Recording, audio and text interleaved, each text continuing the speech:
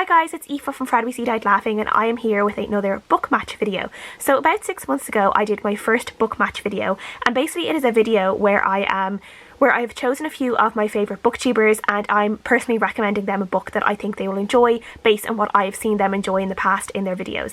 So like the last video, I have 5 booktubers that I have picked out to recommend a book to them, and I will get straight on into it and tell you my first booktuber that I've chosen to recommend a book to, and that is Brit Over Up basically.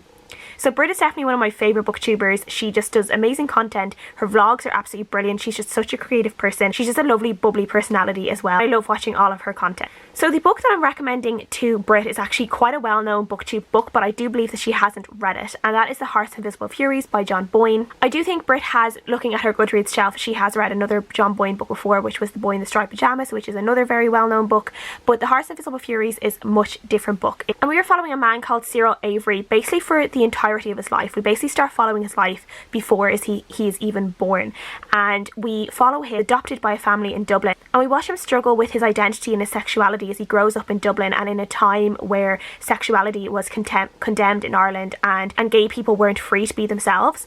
And even though this book sounds like it's quite harrowing and it might be a sad read, it's a book that is just so full of heart and so full of humour, and this is one of the reasons why I think Brit would like this book. Brit has such a great sense of humour, and I think she might bounce off Cyril's sense of humour in this really well. He has a kind of like sarcastic sense of humour and some just like really witty remarks throughout the book that made me laugh. Also has been slightly compared to Daisy Jones and the Six, which is a book that Brit also really enjoyed, and it's because there's a character in The Hearts of Invisible Furies has kind of like a celebrity status similar to Taylor Jenkins Reid's books in The Seven Husbands of Evelyn Hugo and Daisy Jones and the Six, where these characters almost come alive and you fully expect them to be real people when you stop reading the book. So I definitely think that The Hearts of Invisible Furies may be a book that Brit really enjoys, and that is why I am recommending it to her. The next booktuber on my list is Victoria from What Victoria Read. Victoria is one of my favourite booktubers. She's probably one of the kindest, nicest people on BookTube, and every time I put on one of her videos I am just smiling with her. She is just such a lovely human being, and just, yeah, I think we were all just blessed to have her on this community and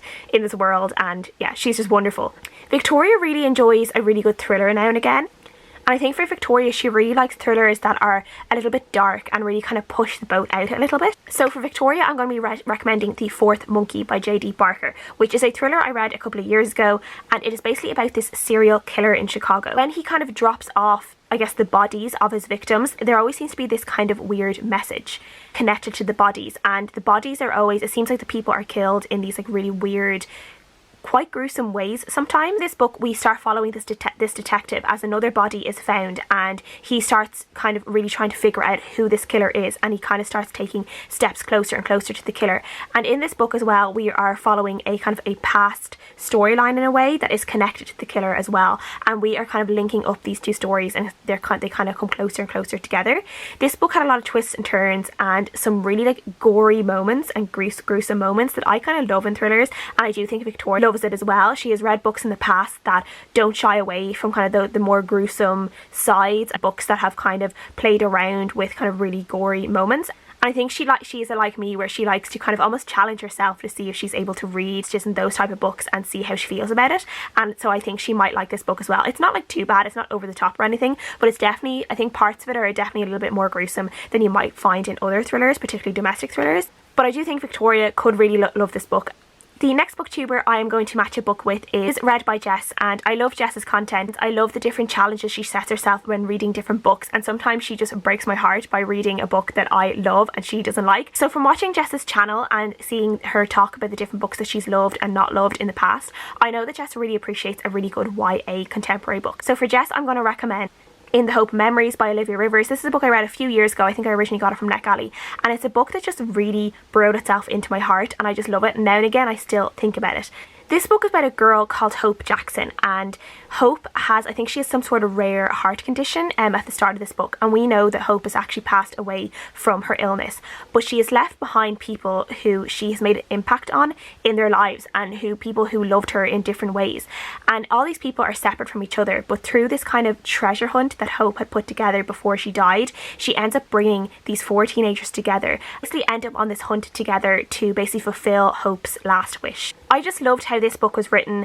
I do think there was a little bit of like manic pixie dream girl when it came to Hope, but it made a little bit of sense in this book because we we are learning about hope through through the memories of all the people who loved her and the people who were crazy about her. So through the memories of others, she probably would seem more perfect than perfect. I loved the representation that was in this book, and we had so many different, all the characters in this book are like just dealing with different things. There is a black autistic boy. We are following a non-binary character who is also, I think, in a wheelchair. But all of these teenagers are completely different from each other. They probably would never have met in ordinary circumstances, but they find ways of connecting to each other through their memories of hope, and just the way they all kind of come together and work together, and the friendships that blossom are just so lovely. And I just had a really good time reading this book, and it's one that I really hope that Jessica would like as well. She could break my heart and she could hate it and she could slate it on her channel, but I'm willing to take the chance that she might love it. The next booktuber I'm going to match a book with is Karin over at Rather Be Reading. Me and Karin have really similar reading tastes, so I kind of really wanted to challenge myself with trying to find a book that Karin hadn't read that I also loved, and eventually I think I might have found one, and that is These Shallow Graves by Jennifer Donnelly. This is a historical YA mystery set in 1800s New York, and we are following a character called Jo who is kind of all set to kind of start this high society life that her parents had always planned for her, and then all her kind of these plans end up come crashing down when her father is found seemingly dead by suicide. But the more she kind of investigates into her father's death, Jo thinks that it wasn't a suicide but may have actually been murder. And Jo's real kind of aspirations in life is to become a reporter, so she decides to start looking into this a little bit more and doing a little bit of sleuthing herself to try and figure out exactly what happened to her dad. This is a book that I just really loved going along with Jo with. She is just this really plucky character, and I just had a lot of fun following her as she uncovered all these different things, as she went on her little adventures around New York, how she kind of burrowed her way into kind of, I think she makes friends with another reporter, a male reporter in this book, and kind of manages to persuade him to help her doing her own reporting, her own investigating. And there are some really great friendships in this book as well that I just really enjoyed, that actually remind me a little bit of the Lady Helen series, which Karin also loved, in the way that it is set in this type of society where women are restricted by what they're expected to do.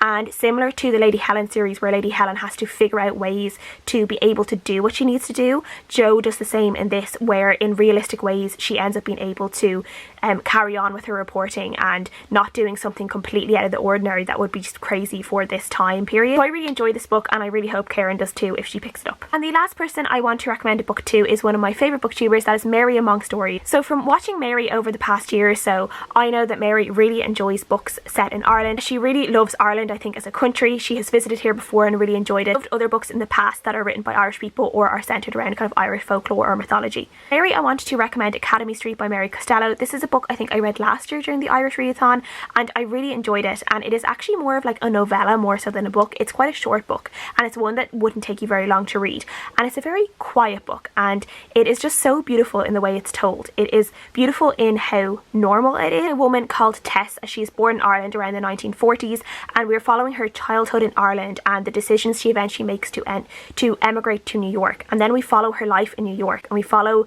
the different friendships she has, the romances, and just how her life kind of goes. We're just following her for her life, and we see all kind of the highs and lows of her life, and she's never someone who really reaches for anything that is beyond her grasp. She doesn't have like massive dreams or anything to do anything big in her life. She just kind of wants to get on with everything. In ways, there's parts of this book that are so sad because of how Tess is treated, sometimes treated by the people around her, because we know that she deserves more and that she's just a lovely person, and sometimes because she's so quiet and unassuming, people tend to walk over her and don't treat her as well as she should.